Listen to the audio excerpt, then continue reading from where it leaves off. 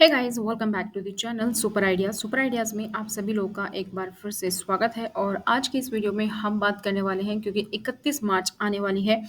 31 मार्च के साथ साथ हमारा फाइनेंशियल ईयर है जो क्लोज होने वाला है, तो ऐसे बहुत सारे काम हैं, लगभग 15-20 काम है जो आपको इस 31 मार्च तक निपटा लेने चाहिए। तो देखते हैं किन किन चीज़ों की डेडलाइन है 31 मार्च। वीडियो शुरू करते हैं। इससे पहले अगर आप लोग इस चैनल पर नए हैं और इसी तरीके की अपडेट्स चाहते हैं हमसे, तो चैनल को सब्सक्राइब करें, साथ ही बेल आइकन को प्रेस कर लीजिए ताकि जैसे वीडियो अपलोड की जाती है उसकी नोटिफिकेशन आप सभी लोगों को मिल सके। तो मौजूदा हमारा फाइनेंशियल ईयर 2021-22 बस समाप्त होने वाला है और इस वित्त वर्ष के खत्म के साथ ही कई कामों की समय सीमा भी समाप्त होने जा रही है।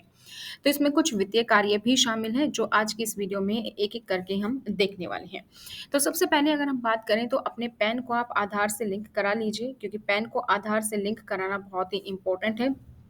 अगर पैन को आधार से लिंक नहीं करवाया है, तो हालाँकि इसकी डेट हमेशा से बढ़ती जाती है, तो लेकिन यहाँ फिर भी दी गई कि पैन भी आधार से करवाना बहुत ही ज़रूरी हो गया, क्योंकि रुपए ट्रांसफ़र करने के लिए कई सारे वित्तीय कार्यों से जुड़े पैन कार्ड का उपयोग होता है और ऐसे में ज़रूरी है कि आपका पैन कार्ड जो है वो अच्छे से चलता रहे और इसीलिए पैन को आधार से लिंक करना अनिवार्य है। अगर आपको नहीं पता है कि पैन को आधार से कैसे लिंक कर सकते हैं या कैसे चेक कर सकते हैं, तो ये दोनों ही वीडियो चैनल पर अपलोड की गई है, आप उनको देख सकते हैं। पैन आधार लिंक साथ में आप सुपर आइडियाज़ लिखेंगे तो आपको वीडियोज़ मिल जाएँगी। तो पैन को आधार से लिंक करवाने की डेडलाइन जो है वो है आपकी 31 मार्च। तो अगर अभी तक आपने नहीं करवाया तो पैन कार्ड को आधार कार्ड से लिंक करवा लीजिए, वरना आपका पैन कार्ड निष्क्रिय हो जाएगा और आप बिना पैन कार्ड के कोई भी फाइनेंशियल ट्रांज़ैक्शन नहीं कर पाएँगे। साथ ही बैंकिंग कार्यों में भी आपको जुर्माना भी देना पड़ेगा। इसके साथ ये है कि बैंक खाते की भी केवाईसी अगर आप करवा लीजिए। अगर आपके बैंक खाते की केवाईसी पूरी नहीं हुई है, तो यह महीना पूरा होने से पहले आप करवा लीजिए। आरबीआई की गाइडलाइंस के अकॉर्डिंग केवाईसी की समय सीमा को भी बढ़ाकर 31 मार्च 2022 किया हुआ है। तो ग्राहकों को केवाईसी के लिए अपना पैन कार्ड, अपना पता, पासपोर्ट या कोई भी दस्तावेज इस महीने की आखिरी तारीख तक अपडेट करवाने होते हैं। तो ग्राहकों को अपनी हाल की तस्वीर या मांगी गई अन्य जानकारियाँ जो है वो अपडेट करवानी होती हैं। तो आरबीआई ने वित्तीय संस्थानों से कहा है कि 2021-22 के दौरान केवाईसी पूरी नहीं होने पर कोई कार्रवाई नहीं करने को कहा है, लेकिन वित्त वर्ष के बाद भी अपनी केवाईसी अपडेट नहीं करवाते हैं तो आपको काफ़ी परेशानियों का सामना करना पड़ सकता है।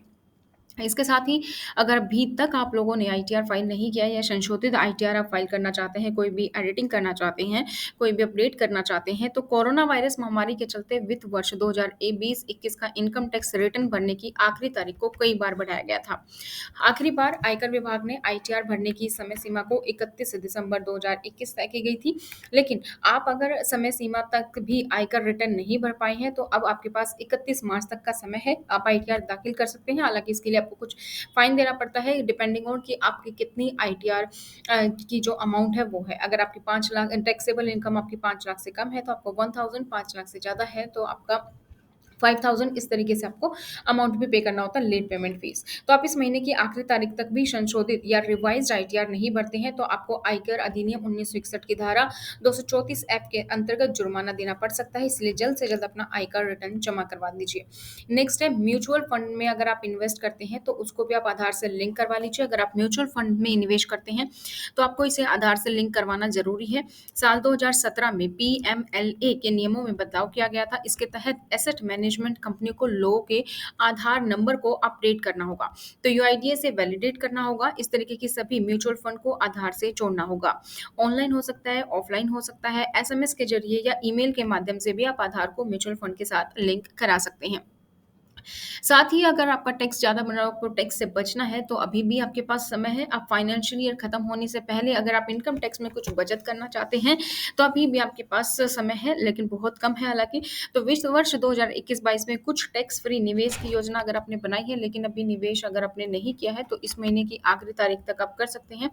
अगर आप 31 मार्च 2022 के बाद निवेश करेंगे, तो यह निवेश अगले साल यानी कि वित्त वर्ष 2022 से 23 में गिना जाएगा, क्योंकि 1 अप्रैल से अपना नया फाइनेंशियल ईयर शुरू हो जाएगा। तो आपको उस निवेश पर टैक्स छूट का फ़ायदा अगले साल में मिलेगा और सेक्शन 80C के तहत करदाता 1.5 लाख रुपए तक की टैक्स की बचत कर सकते हो।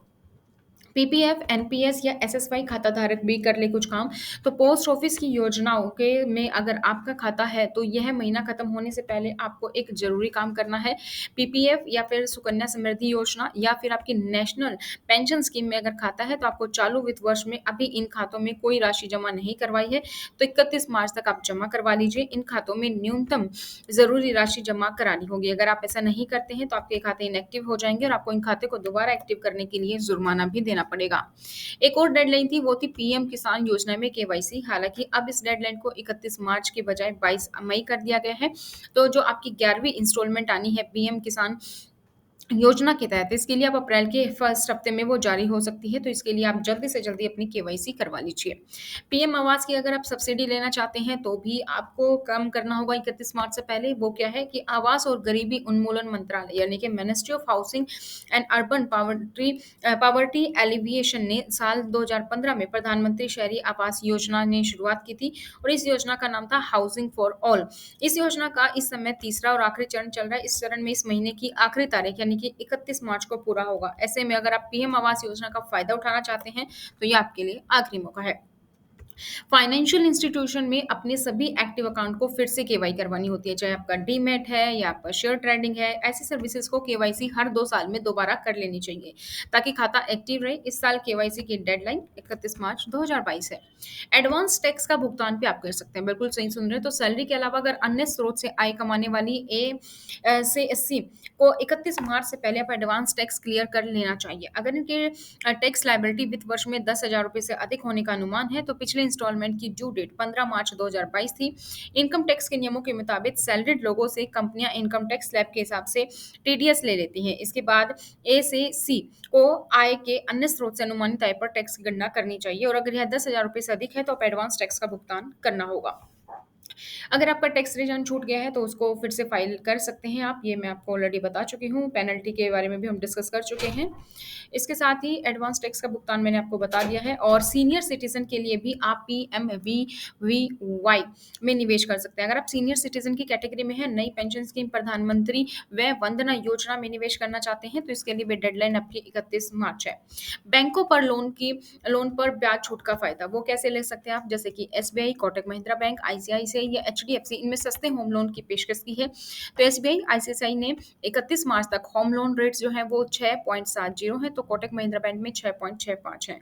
एचडीएफसी ने अपने ग्राहकों के लिए होम लोन पर ब्याज दर में 0.05% कटौती की है। अगर अभी तक आपने वार्षिक जीएसटी रिटर्न नहीं किया है, तो उसके लिए भी समय सीमा 31 मार्च है, तो वो 2019-20 के लिए ये समय सीमा है, तो ये भी आप फटाफट से कर दीजिए। इसके अलावा 7 बैंकों के चेकबुक भी अमान्य हो जाएंगे, वो हैं देना bank, Vijay bank, corporation bank, Andhra bank, oriental of commerce, United bank और इलाहाबाद बैंक। ये इसलिए क्योंकि ये बैंक किसी ना किसी बैंक के साथ और मर्ज हो चुके हैं। तो ये थी दोस्तों आप लोग के लिए कुछ अपडेट। साथ ही इसके अलावा भी फॉर्म 12B जमा करने की, अगर आपने 1 अप्रैल 2021 के बाद नौकरी बदली है, तो पुरानी नौकरी में करने टीटीएस की जानकारी जो है आपको फॉर्म 12B के जरिए नई कंपनी को देनी होती है। अगर अभी तक आपने नहीं दी है, तो फटाफट से दे दीजिए। तो ये थे आप लोग के लिए कुछ अपडेट। आई होप ये वीडियो आपके लिए बहुत ही हेल्पफुल रही होगी। तो इस वीडियो को जितना हो सके अपने दोस्तों के साथ भी शेयर करें, ताकि वो भी अपने डेडलाइन से पहले काम को पूरा कर पाएँ। आज के इस वीडियो में इतना ही, फिर मिलेंगे नई जानकारी के साथ। तब तक बनी रहिए चैनल पर। धन्यवाद।